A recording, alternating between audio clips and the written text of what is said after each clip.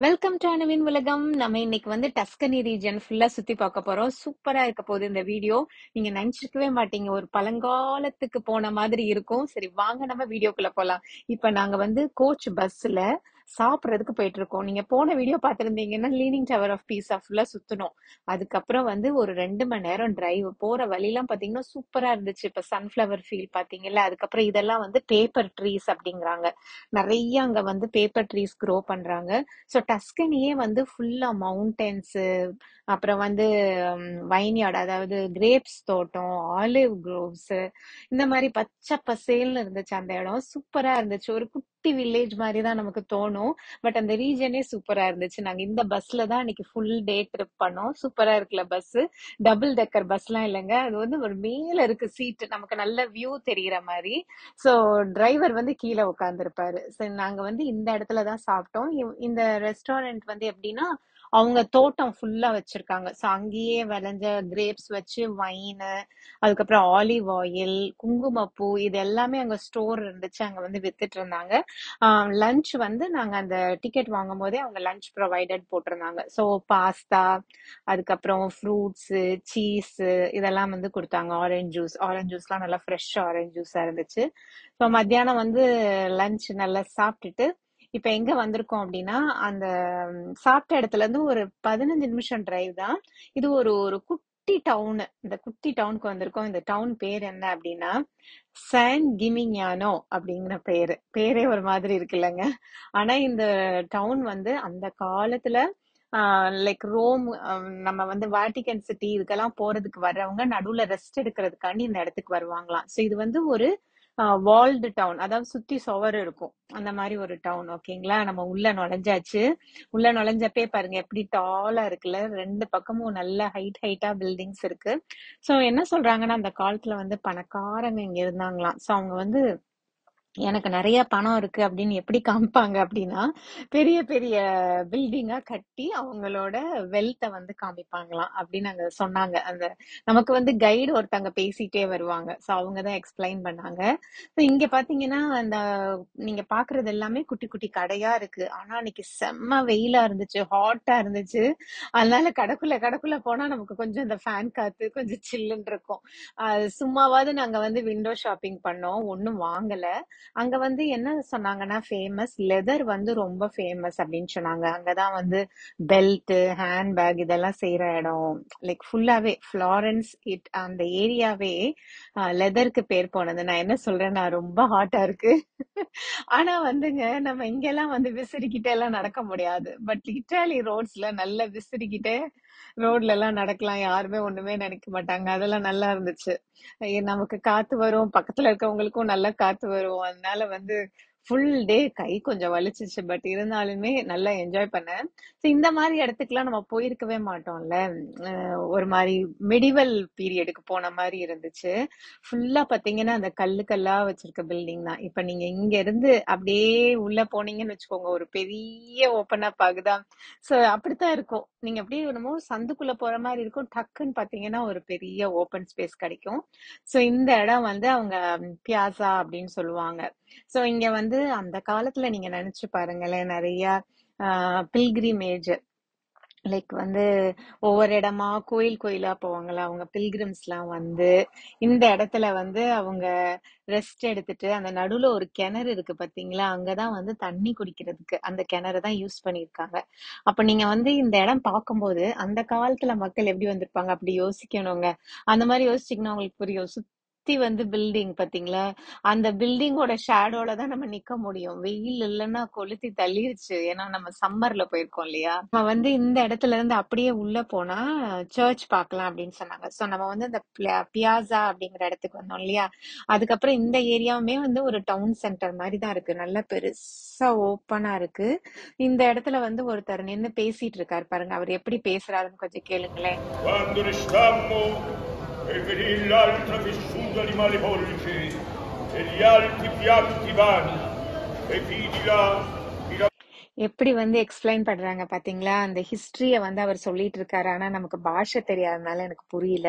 So எங்க guide சொன்னத வச்சு இந்த இடத்துல வந்து போப், அதாவது அந்த கத்தீட்ரல் சர்ச்சோட ஃபாதர் இங்க தங்கியிருப்பாங்க. மேயர்லாம் அங்க இருப்பாங்க அப்படின்னு சொன்னாங்க. அதுக்கப்புறம் அந்த டால் டவர்ஸ் இருக்கு பாருங்க. அது வந்து ஹாலோ டவர்ஸ், உள்ளுக்குள்ள ஒண்ணுமே இருக்காதாம். அந்த ஹைட் டவர் அவங்களோட செல்வத்தை காமிக்கிறதுக்காண்டி அப்படி கட்டியிருக்காங்க. அப்புறம் அங்க பாருங்க ஒரு சர்ச் இருக்கு பாத்தீங்களா? அதுவுமே ரொம்ப ஃபேமஸான சர்ச். ஓகேங்களா? ஸோ அங்கதான் வந்து எல்லா டூரிஸ்ட் மக்களும் ரெஸ்ட் எடுத்து அந்த இடத்துல வந்து மெயினா என்ன வாங்கி சாப்பிட்டாங்க அப்படின்னா, அங்க வந்து ஒரு வேர்ல்டு ஃபேமஸான ஜெலட்டோ கடை இருக்குதுங்க. ஸோ நம்ம இங்க ஐஸ்கிரீம் சாப்பிட்ற மாதிரி தான். இட்டாலியில வந்து டெய்லி ஜெலட்டோ சாப்பிடலாம். ஏன்னா நம்ம வந்து ரொம்ப ஹாட்டா இருக்கும், நிறைய நடந்திருப்போம், அதனால நல்லா என்ஜாய் பண்ணலாம். அதுல வேற இந்த ஏரியால வந்து இந்த கடை ரொம்ப ஃபேமஸ், அவார்ட் வாங்கின கடை அப்படின்னு சொன்னாங்க. அதனால என் பிள்ளைங்க வந்த உடனே லைன்ல நிக்க ஆரம்பிச்சிட்டாங்க. அந்த கடை பேர் வந்து ஜெலட்டேரியோ டொண்டோலி அப்படி சொல்றாங்க பாருங்க. சோ அந்த கடை வாசல்லையே எத்தனை அவார்டு வாங்கியிருக்காங்க போட்டிருக்காங்க. இந்த 2024 அவார்ட் எல்லாம் பாக்குறீங்க பாத்தீங்களா? சோ அதுக்கப்புறம் கடைசியில என் பசங்க நின்னு அப்புறம் வாங்கிட்டு வந்தாங்க. நானும் உள்ள போய் எனக்கும் வெங்கடேஷ்க்கும் வாங்கிட்டு வந்தேன். நான் வந்து மேங்கோ ஃபிளேவர் செலக்ட் பண்ணேன். ரொம்ப சூப்பரா இருந்துச்சு. நல்லா என்ஜாய் பண்ணோம். நல்ல ஹாட்டான வெயிலுக்கு மேட்சா ஒரு ஜில்லுன்னு ஒரு ஜெலாட்டோ சாப்பிட்டு சூப்பரா இருந்துச்சு. அதுக்கப்புறம் நான் வீடியோ எடுத்துட்டு இருக்கேன் பாருங்க. நான் இப்படிதான் வீடியோ எடுப்பேன். நிறைய பேர் பாத்திருக்க மாட்டீங்க. நான் வீடியோ எடுக்கிறத வெங்கடேஷ் எடுத்திருக்காங்க. சூப்பரா இருந்துச்சு சுத்தி இடம். நான் அந்த வீடியோ எடுத்த கிளிப்பிங்கும் உங்களுக்கு காமிக்கிறேன். நான் ஏதோ பேசிட்டே எடுத்திருக்கேங்க. ஸோ சூப்பரா இருந்துச்சு. ஸோ இங்க வந்து 1 hour டைம் கொடுத்தாங்க எங்க கைடு. ஸோ அந்த இடத்த முடிச்சாச்சு. இப்ப அடுத்து எங்க போயிருக்கோம் அப்படின்னா சியனா. ஸோ டஸ்கனில சியனா அப்படிங்கிற ஒரு ஊர் இருக்கு. ஸோ நம்ம அங்கதான் இப்ப போறோம். சியனாவை சுற்றி காமிக்கிறதுக்கு வந்து எங்களுக்கு லோக்கல் டூர் கைடு ஒருத்தங்க வந்தாங்கங்க. சூப்பராக இருந்துச்சு. அவங்க அப்படி கதை மாதிரி அந்த ஊரை பற்றி சொன்னாங்க.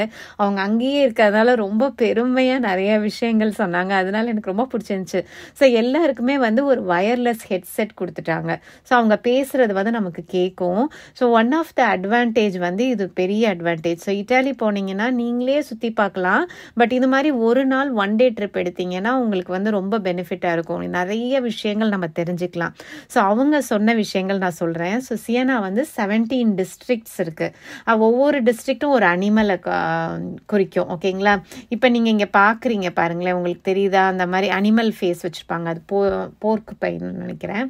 இதே மாதிரி ஒவ்வொரு ரோடுலேயுமே ஒவ்வொரு அனிமலோட இது இருக்கும். ஸோ இங்கே வந்து 17 டிஸ்ட்ரிக்ட்ஸ் இருக்குது அப்படின்னு சொல்லி எக்ஸ்பிளைன் பண்ணாங்க. ஸோ இங்கே வந்து மெயின் ஜாப், அதாவது ஒரு இம்பார்ட்டன்ட் தொழில் சொல்லுவோம்ல, அது வந்து இங்கே பேங்கிங். ஸோ நிறைய பேங்க் இருக்குங்க. இங்கே வந்து வேர்ல்டோட மோஸ்ட் ஓல்டஸ்ட் பேங்க் வந்து இந்த இடத்துல தான் இருக்குது அப்படின்னு சொல்லி எக்ஸ்பிளைன் பண்ணிட்டு இருந்தாங்க. ஸோ அந்த பில்டிங்லாம் பார்க்குறதுக்கே அவ்வளோ நல்லா இருந்துச்சு. எனக்கு சில தெருலாம் பார்த்தான்னா நியூயார்க் ஸ்ட்ரீட்டில் போன மாதிரி ஒரு ஃபீலிங் இருந்துச்சு. இது பார்த்தீங்கன்னா உங்களுக்கு அப்படி தான் இருக்கும். பட் வந்து அது அவ்வளோ அழகாக மெயின்டைன் பண்ணுறாங்க. எல்லாமே இப்போ கடைகள் தான் இருக்குது. யூஎஸில் இருக்கிற எல்லா கடையுமே நான் அங்கே பார்க்க முடிஞ்சிச்சு. ப்ளஸ் நிறைய பேங்க்ஸுமே இருந்துச்சு. அப்புறம் கொஞ்சம் உள்ளே போயிட்டோம்னா உங்களுக்கு அந்த பழங்காலத்து அந்த இது வந்துடுது பாருங்கள். இந்த சிட்டியோட வியூ உங்களுக்கு நல்லா தெரியும்னு நினைக்கிறேன். ஸோ எனக்கு வெங்கடேஷ் தான் கவர் பண்ணாங்க. சூப்பராக பண்ணியிருக்காரு பாருங்கள். எனக்கு வந்து நடக்கிறதே ரொம்ப டயர்டாயிட்டேங்க. ரொம்ப நம்ம வந்து மேலே போகணும். இப்போ நம்ம கீழே இருந்து மேலே போக போகிறோம். ஸோ மெயினாக நம்ம இங்கே என்ன பார்க்க போகிறோம்னா 2 இடம் பார்க்க போகிறோம். ஒன்று வந்து ஹார்ஸ் ரேஸிங்க, ரொம்ப ரொம்ப ஃபேமஸுங்க. ஜூலையில் ஒன்று நடக்கும். ஜூலை 2, ஆகஸ்ட் 16, 2 நாள் வந்து குதிரை ஓட்டம் நடக்கும். அதாவது இங்கே இருக்கிற 17 டிஸ்ட்ரிக்ட், ஒவ்வொரு டிஸ்ட்ரிக்டையும் ஒவ்வொரு குதிரை ரெப்ரசன்ட் பண்ணும். ஒரு ஜாக்கி குதிரை ஓட்டுறவங்க வந்து அவங்க இந்த இடத்துல வந்து ரேஸ் நடக்கும். இப்போ நம்ம வந்திருக்கோம் பார்த்தீங்களா, இதுதான் வந்து அந்த hours race, paleo hours race அப்படின்னு சொல்கிறாங்க. ரொம்ப ரொம்ப ஃபேமஸான ஹார்ஸ் ரேஸ் இது. ஓகேங்களா? இந்த இடத்துல தான் நடக்கும் அப்படின்னு எக்ஸ்பிளைன் பண்ணாங்க. ஸோ என்ன பண்ணுவாங்கன்னா இந்த கடையெல்லாம் மூடிடுவாங்களாங்க. இந்த நீங்கள் இப்போ நம்ம மக்கள் நடக்கிற இடமெல்லாம் வந்து ஒரு திக் லேயர் ஆஃப் டர்ட் வந்து போட்டுருவாங்களாம். ஸோ குதிரைக்கு வந்து, ஏன்னா அது ஃபுல்லாக கல்லாக தானே இருக்குது, அதனால குதிரைக்கு வந்து ஓட்டுறதுக்கு கொஞ்சம் ஈஸியாக இருக்கும் அப்படின்னு சொல்லிட்டு நடுவில் வந்து அன்னைக்கு மியூசிக் கான்சர்ட் நடக்கிறதுக்காண்டி அங்கே வச்சுருக்காங்க. அங்கே தான் வந்து மக்கள் எல்லாருமே நிற்பாங்க. குதிரை வந்து சுற்றி போகும். 3 தடவை சுற்றணுமாங்க, 3 laps. பார்த்தீங்கன்னா 90 செகண்ட்ஸில் முடிஞ்சிருமா அந்த கேமு. ஆனால் அதுக்கு அவ்வளோ ப்ரிப்பரேஷன் பண்ணுவாங்களாம். அவ்வளோ மியூசிக்கு, டான்ஸு அதெல்லாம் இருக்கும் அப்படின்னு சொன்னாங்க. அந்த இடமே பார்க்குறதுக்கு எப்படி இருக்குது பார்த்தீங்களா? இப்போ அந்த குதிரை ஓட்டம் நடக்கும்போது எப்படி இருக்கும், நீங்கள் இந்த ஸ்லோப் ஃபுல்லாக மக்கள் இருப்பாங்கங்க. இந்த பக்கம் நீங்கள் பார்க்குற இடமெல்லாம் வந்து குதிரை ஓடுற இடம். ஸோ ஷார்ப் டேர்ன் இருக்குமா, மேடு பள்ளம் இருக்குது, உங்களுக்கு பார்த்தாலே தெரியுங்க. நம்ம மேடாக இருக்கோமா, அந்த பக்கம் பார்த்தீங்கன்னா அப்படி பள்ளமாக போகும்.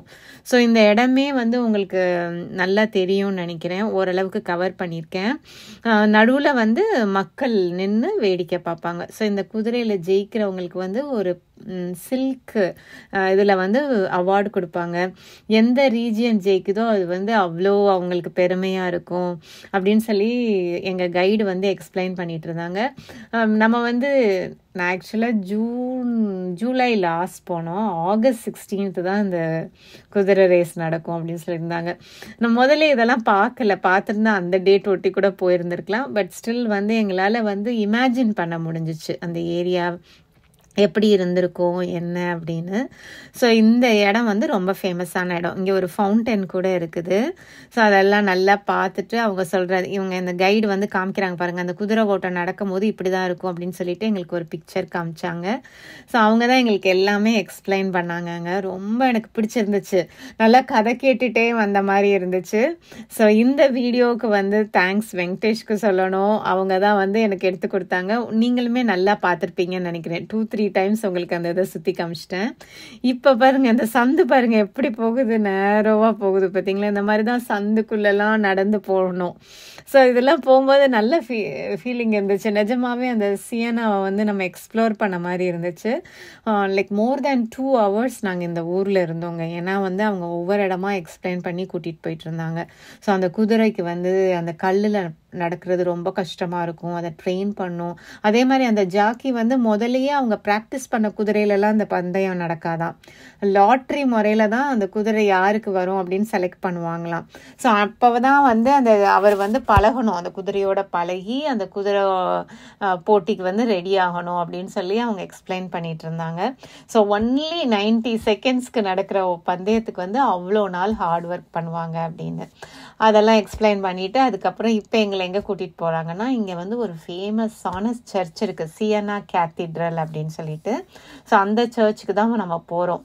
ஸோ நிறைய பேர் வந்து அந்த பில்கிரிம்ஸ் அந்த காலத்தில் வந்து அந்த சர்ச்சுக்கு வந்து கண்டிப்பாக வருவாங்க போல இருக்கு. ஸோ அங்கே வந்து பார்த்திங்கன்னா நிறைய ஆர்ட் ஒர்க்கு. இட்டாலியே வந்து ஃபேமஸ் ஃபார் அதோட ஆர்கிடெக்சருக்கு தாங்க ரொம்ப ஃபேமஸ்ஸு.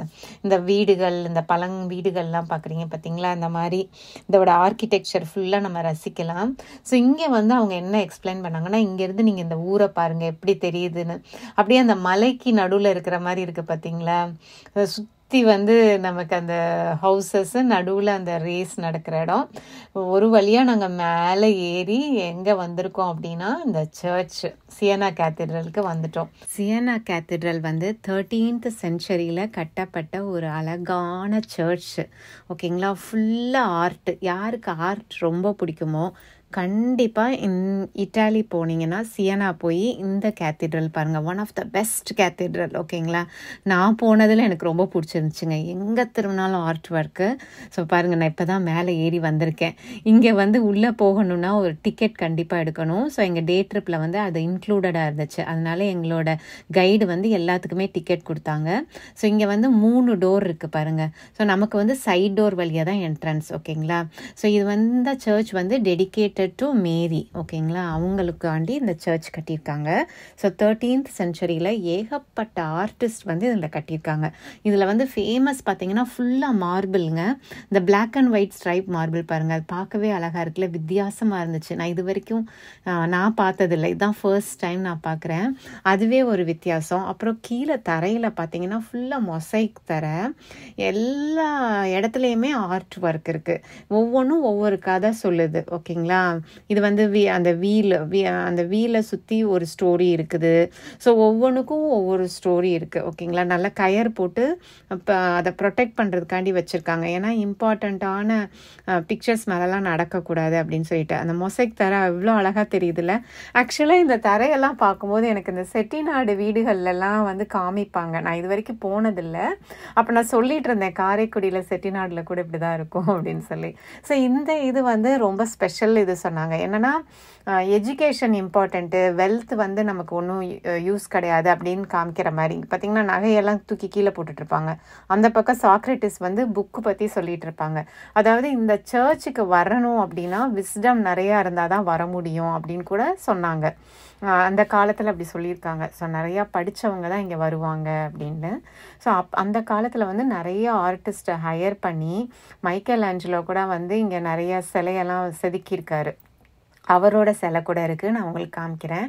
ஸோ நிறைய பேர் வந்து இதை பண்ணியிருக்காங்கங்க. இந்த மொசைக் தரையிலேயே வந்து ஃபேஸ் எல்லாம் வந்து எவ்வளோ அழகாக பண்ணியிருக்காங்கல்ல. ஸோ இது மாதிரிலாம் நம்ம பார்க்கவே முடியாது, இங்கே தான் வந்து பார்க்க முடியுது. அதுவும் 13th centuryயில் கட்டினதை நம்ம எப்போ பார்க்குறோம் பாருங்கள், 21st centuryயில் பார்த்துட்ருக்கோம். நம்ப முடியுதா? 500 வருடங்களுக்கு மேலே ஆயிடுச்சு இந்த இது. அப்புறம் இது வந்து சைடு சேப்பல்னு சொன்னாங்க, இங்கே சாமி கும்பிட்றதுக்கு வர இடம்.